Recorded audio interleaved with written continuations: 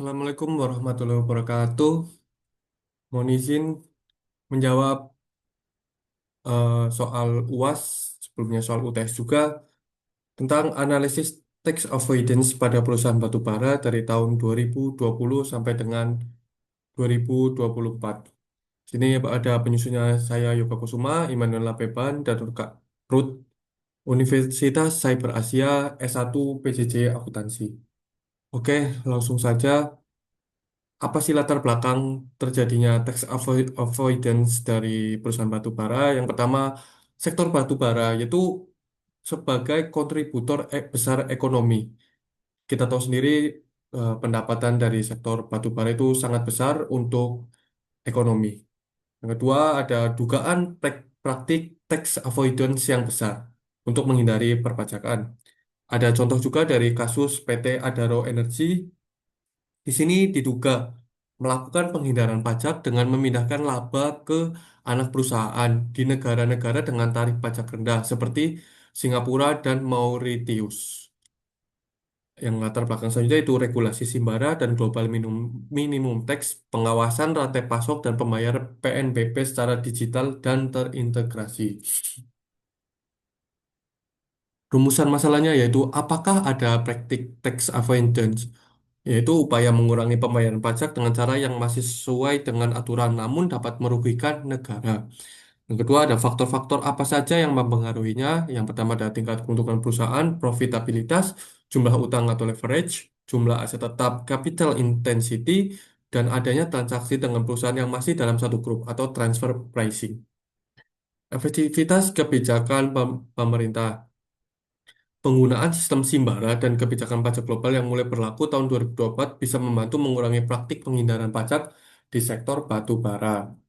Di sini ada tujuannya yaitu identifikasi praktik tax avoidance, mengetahui apakah perusahaan-perusahaan yang bergerak di sektor batu bara di Indonesia melakukan praktik tax avoidance selama periode 2020 sampai dengan 2024. Yang kedua ada analisis faktor-faktor penyebab, menganalisis faktor-faktor yang mempengaruhi tingkat tax avoidance pada perusahaan batu bara, seperti profitabilitas, leverage, capital intensity, dan efek praktik transfer pricing. Ketika evaluasi dampak kebijakan, menilai apakah terdapat perubahan tingkat tax avoidance sebelum dan sesudah diterapkannya kebijakan pengawasan seperti sistem informasi mineral dan batu bara, Simbara, serta aturan global minimum tax. Yang keempat, merekomendasi kebijakan fiskal, memberikan gambaran mengenai efektivitas kebijakan pemerintah dalam mengurangi praktik tax avoidance di sektor komoditas energi batu bara di Indonesia. Manfaat penelitiannya yang pertama untuk akademis memberikan kontribusi dalam pengembangan ilmu pengetahuan, khususnya di bidang akuntansi dan perpajakan, dengan menambah literatur mengenai praktik tax avoidance di sektor energi batu bara. Yang kedua, praktis, evaluasi strategi perpajakan, bahan evaluasi terhadap strategi perpajakan yang dijalankan, serta sebagai dorongan untuk meningkatkan transparansi dan kepatuhan pajak sesuai prinsip tata kelola perusahaan yang baik, good corporate governance. Kebijakan, bahan pertimbangan regulator, menjadi bahan pertimbangan dalam penyusunan atau memperkuat kebijakan pengawasan dan pengendalian terhadap praktik penghindaran pajak di sektor pertambangan energi. Ini ada tinjauan pustakanya. Yang pertama ada teori agen, Jensen dan McLean. Teori agen menjelaskan hubungan antara pemilik perusahaan, prinsipal, dan manajemen. Yang kedua ada teori kepatuhan pajak. Teori ini menjelaskan mengapa wajib pajak memilih untuk patuh atau tidak patuh terhadap kewajiban perpajakan.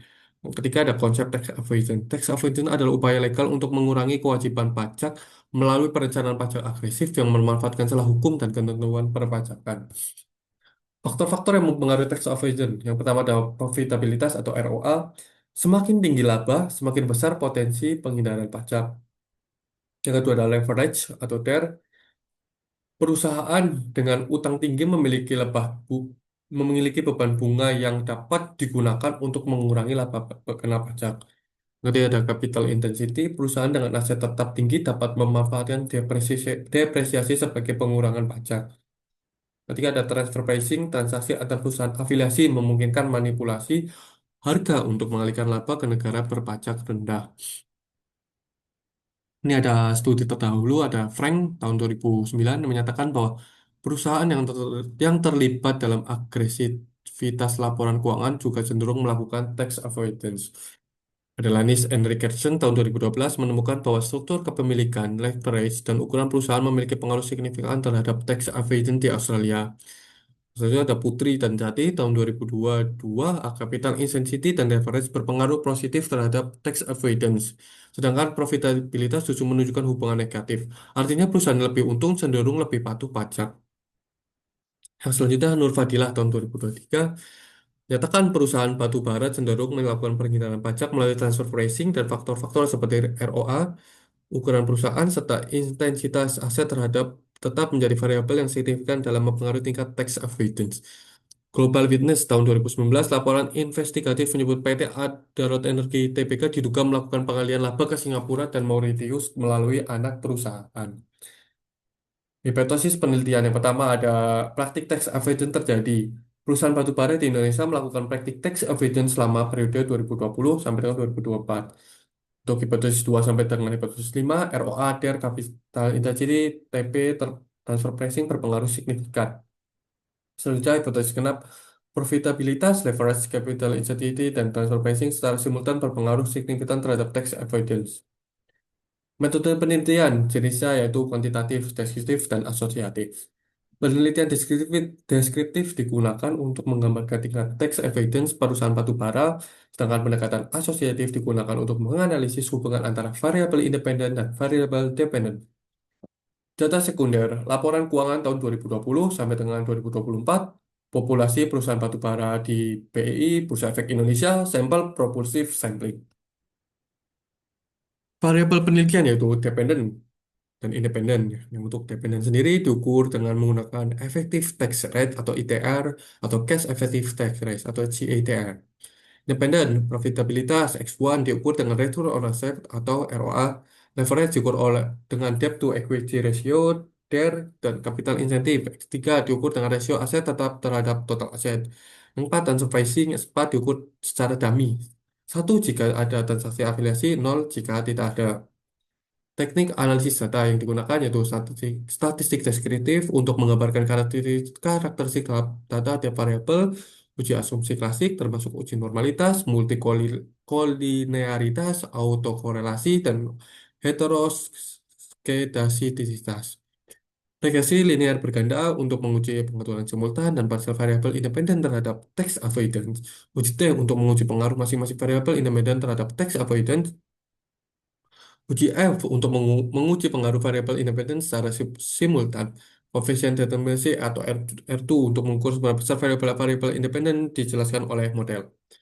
Sekian presentasi dari saya. Mohon maaf jika ada salah kata. Terima kasih atas materi yang telah diberikan selama 1 semester ini.